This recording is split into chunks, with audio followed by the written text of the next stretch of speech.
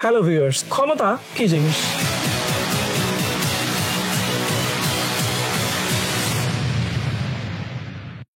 ক্ষমতার মসনদে বসে গেলে মানুষ কেন বদলে যায়? আসুন আমরা ক্ষমতাবানদের বোঝার চেষ্টা করি লেখক ব্রুস ব্রুনোর চোখে এবং বিশ্লেষণের মধ্য দিয়ে। Bruce Bruno de Mesquita is a political scientist, professor at New York University. যারা চিন্তা করে কিভাবে ক্ষমতায় যাব, আবার ক্ষমতায় বসার পর তারাই চিন্তা করে কিভাবে ক্ষমতায় থাকব। এই চিন্তা সর্বদা তাদের ব্যস্ত রাখবে। আপনি ভুলেও ভাববেন না নর্থ কোরিয়ার নেতা কিম জং উনের ক্ষমতা হারানোর ভয় নেই। অবশ্যই আছে। ক্ষমতা হারানোর ভয় যেমন ফরাসি প্রেসিডেন্টের আছে, তেমন কিম জং উনেরও আছে। কিন্তু এখানে একটা জিনিস খেয়াল করুন, ফরাসি প্রেসিডেন্ট আর নর্থ কোরিয়ার নেতা কিম জং উন দুজনের ক্ষমতার ধরন আলাদা। ফরাসি প্রেসিডেন্ট একটি গণতান্ত্রিক দেশের নেতা। ফ্রান্সে সত্যিকার অর্থেই গণতান্ত্রিক চর্চা বিদ্যমান। ফরাসি প্রেসিডেন্ট ক্ষমতা থেকে নামবে, নির্বাচনে হেরে মারা গেলে ভিন্ন হিসাব। সে ক্ষমতা থেকে নামলে তারা আহামরি খারাপ তেমন কিছুই হবে না। হয়তো দুর্নীতি করে থাকলে নেক্সট সরকার এসে সেই দুর্নীতির তদন্তে নামবে। এই যা। ক্ষমতা থেকে নামলে তিনি ফরাসি প্রেসিডেন্ট থেকে একজন সাধারণ নাগরিক হয়ে যাবেন। কিন্তু কিম জং উন তার কি ক্ষমতা ছেড়ে সাধারণ নাগরিক হয়ে যাওয়ার কোনো সুযোগ আছে? কোনো সুযোগ কি তিনি রেখেছেন? সে ক্ষমতা থেকে নামবে তখনই যখন তাকে ক্ষমতা থেকে টেনে হিসড়ে জোর করে নামানো হবে, হত্যা করা হবে সাদ্দামের মতো, অথবা জেলে ভরা হবে, অথবা তিনি দেশ ছেড়ে পালাবেন। যে পদের ক্ষমতা যত বেশি, সেই পদ তত বেশি ঝুঁকিপূর্ণ, এবং সে পদে বসে ক্ষমতা হারানোর ভয়ও থাকে তত বেশি। জার্মানির চ্যান্সেলর তার নিজ দেশে যে পরিমাণ ক্ষমতা হোল্ড করে, কিম জং উন উত্তর কোরিয়াতে তার চেয়ে বহুগুণ বেশি ক্ষমতা হোল্ড করে। জার্মানির চ্যান্সেলর যা ইচ্ছা হলো তা করতে পারে না। ইচ্ছা হলে 10টি মানুষকে মেরে ফেলার ক্ষমতা তার নাই। তার ক্ষমতা জার্মানির সাংবিধানিক রুলস এন্ড রেগুলেশন দ্বারা বিধিবদ্ধ। কিন্তু উত্তর কোরিয়ার নেতা কিম, সে তো উত্তর কোরিয়াতে সর্বময় ক্ষমতার অধিকারী, যা ইচ্ছা করতে পারে সে। উনার উপর কথা বলার সাহস কারো নেই। উনার আদেশ যেটাই হোক মেনে চলতে হবে সবাইকে। আর এজন্য কিম জং উনের ক্ষমতা যেমন বেশি, ঠিক তেমনি ক্ষমতা হারানোর ভয় বা প্যারানোয়া স্বাভাবিকভাবেই বহুগুণ বেশি। আর এজন্য ক্ষমতার প্রতি হুমকি হতে পারে এমন কোনো কিছুকেই তিনি স্বাভাবিকভাবে টলার করবেন না। নানান দেশের নানান ধরনের শাসন ব্যবস্থা চলতেছে। কোথাও গণতন্ত্র, কোথাও সামরিক শাসন, কোথাও একনায়কতন্ত্র, কোথাও রাজতন্ত্র, কোথাও পরিবারতন্ত্র। আমরা নর্থ কোরিয়ার নেতা কিম জং উনকে একজন ডিক্টেটর, একজন একনায়ক হিসেবে চিনি। তবে শাসন ব্যবস্থা যেমনই হোক, একটা জিনিস সবার আগে মনে রাখতে হবে, no leader can lead unilaterally, no leader is monolithic.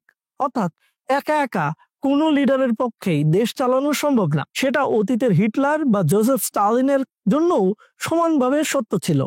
ঠিক একইভাবে সত্য কিম জং উনের জন্যেও। আমরা কেবল ক্ষমতার মসনদে বসা ব্যক্তিটিকে দেখি।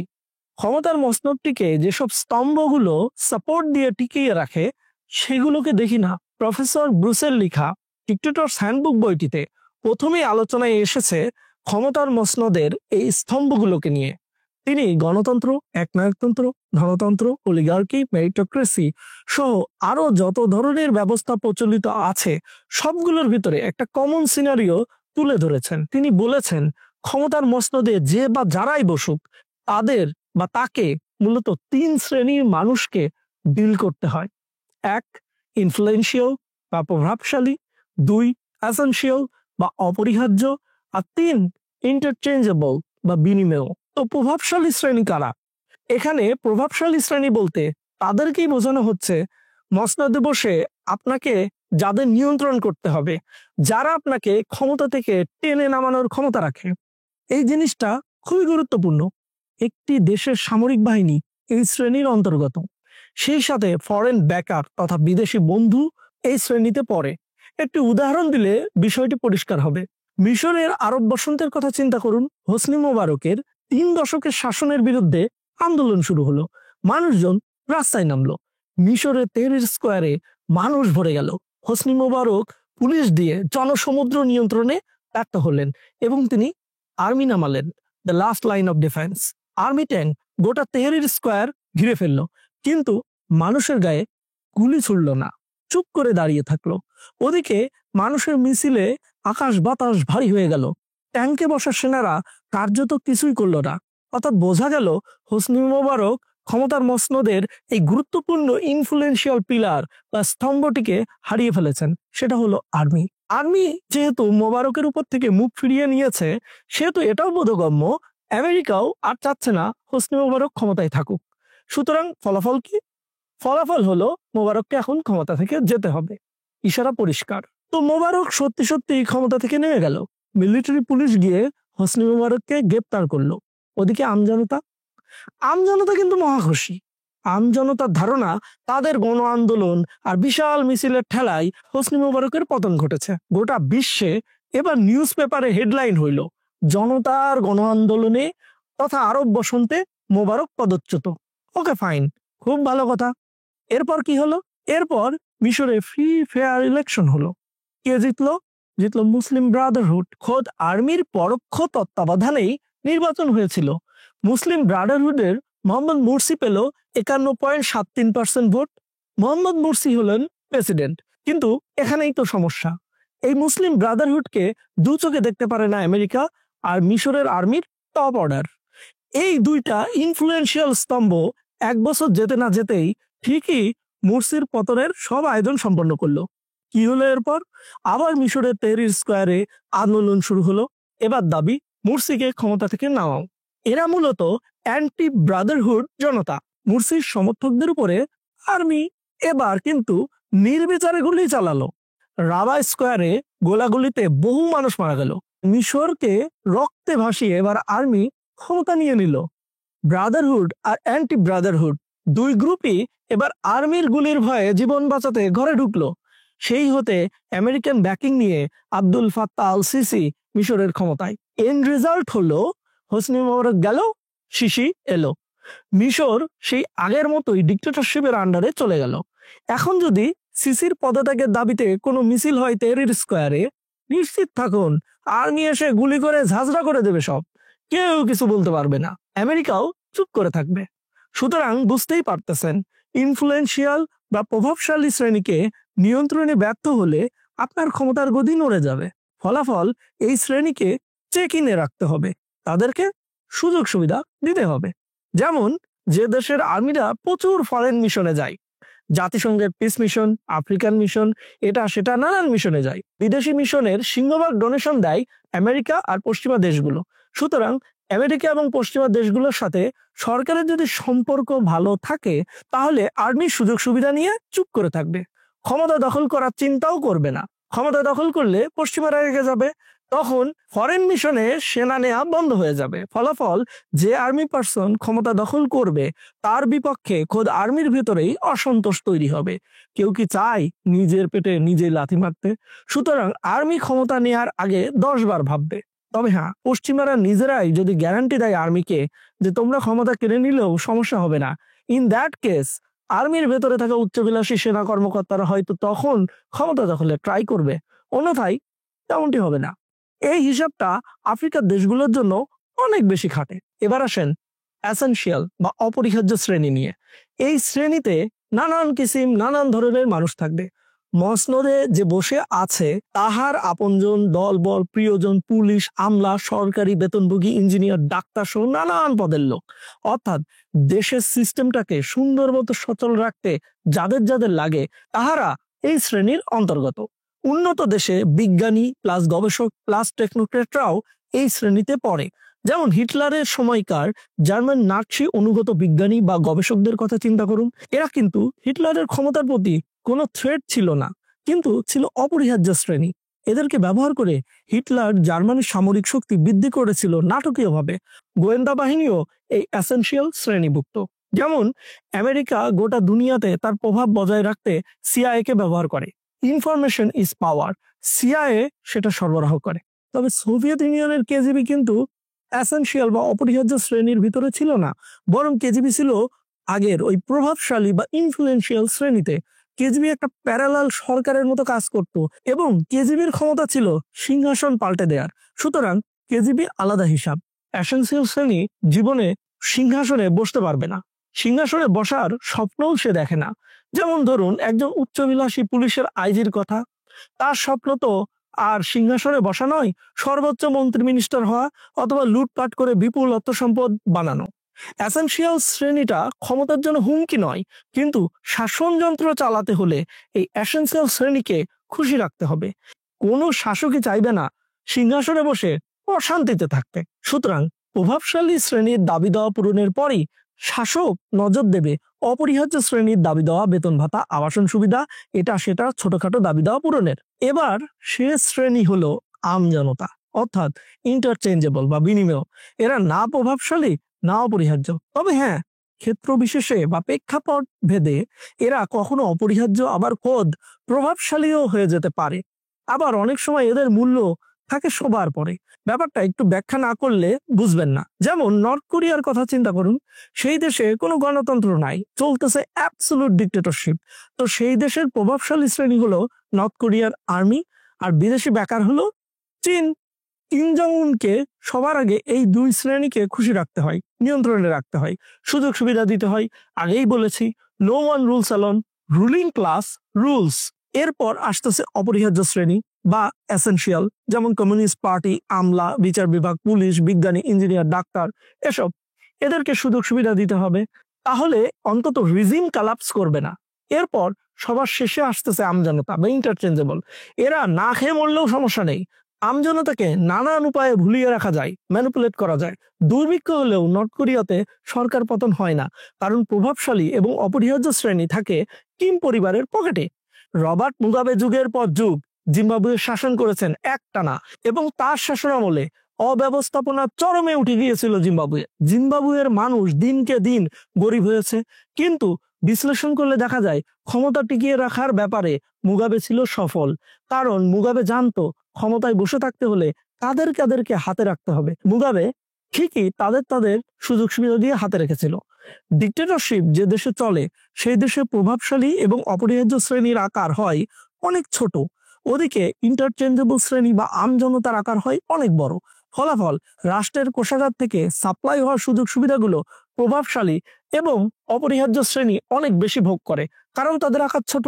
সেই সাথে ডিক্টেটরও আমজনতার উপরে ইচ্ছামতো কর আরোপ করতে পারে, কারণ আমজনতা অসহায়। তাদের উপর বেশি কর আরোপ করে আরো বেশি টাকা তুলতে পারে, এবং সেই টাকায় প্রভাবশালী এবং অপরিহার্য শ্রেণী আরো বেশি সুযোগ সুবিধা ভোগ করে। প্রভাবশালী এবং অপরিহার্য শ্রেণীর জন্য ডিক্টেটরশিপ রীতিমতো আশীর্বাদ।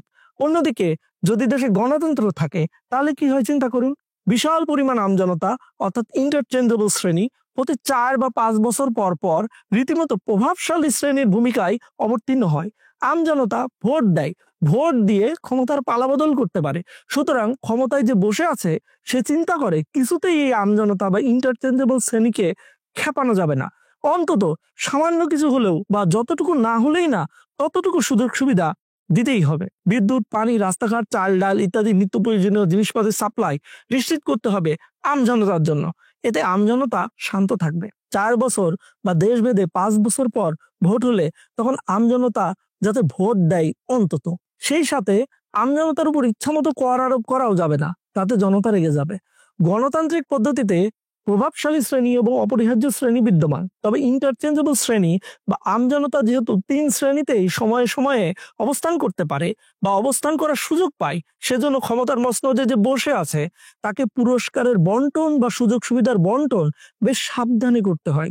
গণতান্ত্রিক ব্যবস্থাতে প্রভাবশালী এবং অপরিহার্য শ্রেণী সুযোগ সুবিধা ঠিকই ভোগ করে, কিন্তু সেটা কখনোই ডিক্টেটরশিপে যে পরিমাণে একচাটিয়া সুযোগ সুবিধা পায় সেটার মতো হয় না। যেমন গণতান্ত্রিক ব্যবস্থাতে গণতান্ত্রিক দলগুলো নির্বাচনে জিতে ক্ষমতায় আসে। গণতান্ত্রিক দলগুলো চালাতে বড় বড় বাণিজ্যিক প্রতিষ্ঠানের ফান্ডিং লাগে, টাকা লাগে। এসব বাণিজ্যিক প্রতিষ্ঠানকে ক্ষমতায় গিয়ে সুযোগ সুবিধা দিতে হয়, সরকারি কন্ট্রাক্ট, ঠিকাদারি কাজ এসব দিতে হয়। গণতান্ত্রিক সরকারকেও একইভাবে প্রভাবশালী এবং অপরিহার্য শ্রেণীকে নিয়ন্ত্রণে রাখতে হয়। এরপর অবশ্য আমজনতার ব্যাপারেও মাথা খাটাতে হয়। যদি একটি দেশে সত্যিকার গণতন্ত্র থাকে তাহলে সেই দেশে দুর্ভিক্ষ হলে পরবর্তী নির্বাচনে অবশ্যই ক্ষমতাসীন দল ক্ষমতা থেকে চলে যাবে। এটা পানির মতো পরিষ্কার হিসাব। প্রফেসর ব্রুসের ডিক্টেটরস হ্যান্ডবুক বইটি বিশ্লেষণ এবং অ্যানালাইসিসের সাথে নিজের বিশ্লেষণ কিছুটা যোগ করলাম, আলোচনা করলাম উনার বইটির আলোকে। ডিক্টেটরেরা সচরাচর নিজের সাকসেসর ডিক্লেয়ার করতে চায় না, এমনকি থুতথুড়ে বুড়ো হয়ে মরতে বসেছে এমন সিচুয়েশনেও না। নিজেদের মেডিকেল রিপোর্ট খুব প্রাইভেটলি রাখে, কোনো অসুখ বিসুখ থাকলে হাইড করে রাখে। পুতিনের কথা চিন্তা করুন, আপনি কিন্তু জানেন না আগামীকাল পুতিন পৃথিবী থেকে স্বাভাবিকভাবেই যদি বিদায় নেয় তার উত্তরসূরি কে হবে। স্টালিন মরার পর রাশিয়াতে রীতিমতো কেওয়াস শুরু হয়েছিল। ক্ষমতা দখলের জন্য স্টালিনের কাছের লোকেরাই নিজেরা নিজেদের ভেতরে খুনোখুনি করে এরপর একজন ক্ষমতায় বসেছিল। স্টালিন কি বেঁচে থাকতে ব্যাপারটি বুঝতে পারেনি?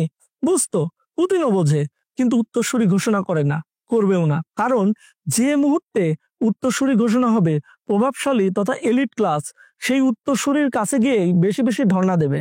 সুলতান সোলেমান টিভি সিরিজটি যদি খেয়াল করে দেখে থাকেন তাহলে দেখবেন সেখানে এমন একটি ঘটনা আছে। সুলতান সোলেমান মারা গেলে কিন্তু তার জীবিত বড় ছেলে শাহজাদা মোস্তফা ঠিকই সুলতান হবেন, কিন্তু প্রভাবশালীদের একটি গ্রুপের আর অপেক্ষা সহ্য হচ্ছিল না। তারা মোস্তফাকে না জানিয়েই মোস্তফাকে তাড়াতাড়ি ক্ষমতায় আনার ধান্দা শুরু করেছিল। সিরিয়ালটি খেয়াল করে দেখলে বুঝবেন কি বলতে চাচ্ছি। সৌদি আরবের ক্রাউন প্রিন্স মোহাম্মদ বিন সালমান লিটারেলি সৌদি আরব নিয়ন্ত্রণ করে, অথচ সিংহাসনে কিন্তু এখনো তার বাবা বসা। বাদশাহ সালমানকে কয়দিন টিভিতে দেখা যায়, বিশ্ব নেতারা আগে গিয়ে ওই সালমানের সাথে কিন্তু কথা বলে, আর বাদশাহ সালমানের সাথে দেখা করে জাস্ট কার্টিসি কল হিসেবে। কোন দেশের পুলিশের বেতন বেশি বলুন তো?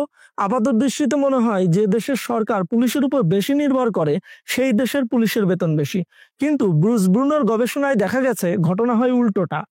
এখানেই চলে আসে বাস্টার্ডাইজেশনের বিষয়টি। আপনি যদি খারাপ হন, আপনি চাইবেন আপনার অধীনে থাকা সবাইকে খারাপ বানাতে। বেতন বেশি হলে কেবল যারা স্বভাব দোষে চুরি করে তারাই করবে, আর বেতন যদি কম হয়, বেতন দিয়ে যদি সংসার চালাতে কষ্ট হয়, তাহলে অনেকেই মিলেমিশে একসাথে চুরি করবে। যত বেশি মানুষ চুরি করবে, বড় চোরের দিকে আঙ্গুল তোলা লোকের সংখ্যা তত কমে যাবে। ব্যাপারটি তখন হয়ে যাবে আমরা সবাই চোর আমাদের এই চোরের রাজত্বে। দুর্নীতিটা তখন স্বাভাবিকভাবে স্বীকৃত হয়ে যাবে। ব্রুস ব্রুনোর বইটিতে শুরুতেই যাকে নিয়ে আলোচনা করা হয়েছে তিনি ফ্রান্সের রাজা লুই দ্য 14। একেবারে সংক্ষেপে লুইয়ের জীবনের ঘটনাগুলো তুলে ধরা যাক। লুই মাত্র 4 বছর বয়সে ক্ষমতার মসনদে বসেছিলেন। উনার বাবা মারা গিয়েছিল, ফলে রাজার ছেলে রাজা হলেন। লুই দ্য 14 রাজা হিসেবে থাকলেও কার্যত রাজ্য পরিচালনা করতেন তার মা এবং সেই সাথে ফ্রান্সের এরিস্টোক্র্যাট বা প্রভাবশালী শ্রেণী। লুটেপুটেই চলতেছিল রাজ্য শাসন। ধনিক শ্রেণী ফ্রান্সকে রীতিমতো দেউলিয়া করে ফেলেছিল। 1661 সালে যখন লুই দ্য 14 বয়স 23 বছর, তখন যুবক লুই রাজ্যের সত্যিকারের নিয়ন্ত্রণ নিজের হাতে তুলে নেওয়ার সিদ্ধান্ত নেন। কিন্তু তিনি দেখলেন নাম কওয়াস্তে তিনি রাজা, কার্যত দেশ চলে গিয়েছে অ্যারিস্টোক্রেসির পূর্ণ নিয়ন্ত্রণে। আর্মিও অসন্তুষ্ট, কার্যত দেশ দেউলিয়া। পলিটিক্যাল ক্রাইসিস যখন তখন শুরু হবে এবং সেটা হলে লুইয়েরই কিন্তু গর্দান যাবে। ওদিকে লুই খবর পেলেন প্রভাবশালীরাও চিন্তা ভাবনা করতেছে ফ্রান্সের ক্ষমতার পালা বদলের, নতুন কাউকে ক্ষমতায় আনার। এটা মূলত একটা আই ওয়াশ, অর্থাৎ দেশের দিশেহারা মানুষকে একটা পরিবর্তনের স্বপ্ন দেখিয়ে শান্ত করা, সেই সাথে ভবিষ্যতেও নিজেদের লুটপাট তন্ত্র চালু রাখার। তো লুই দ্য 14 বেশ সাবধানে এগোলেন। নবীন আর্মি অফিসারদের প্রমোশন দিলেন এবং বয়স্ক আর্মি অফিসারদের অবসরে পাঠালেন। নতুন মানুষদের রাজার ইনার সার্কেল বা পলিটিক্যাল ক্ষমতার প্রভাব বলয়ের ভেতরে নিয়ে আসা শুরু করলেন।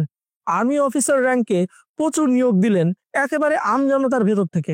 আর্মিকে আরো বেশি রাজনীতিতে ইনভলভ করতে শুরু করলেন। এটা করে তিনি মূলত অ্যারিস্টোক্রেসির ভেতরে ফ্রেশ ব্লাড সঞ্চালন করলেন। সেই সাথে একটা নতুন অ্যারিস্টোক্রেসি তৈরি করতেছেন যারা রাজার প্রতি কৃতজ্ঞ হবে এবং দায়বদ্ধ থাকবে। লুই খুব দ্রুতই কাজটি করেছিলেন এবং আঘাত আসার আগেই তিনি পুরনো অ্যারিস্টোক্র্যাটদের টেকনিক্যালি আইসোলেট করে ক্ষমতার বলয়ের বাইরে ঠেলে দিয়ে ফ্রান্সের শাসনতন্ত্র এবং মসনদকে নতুনভাবে নিজের মতো করে গড়ে তোলেন।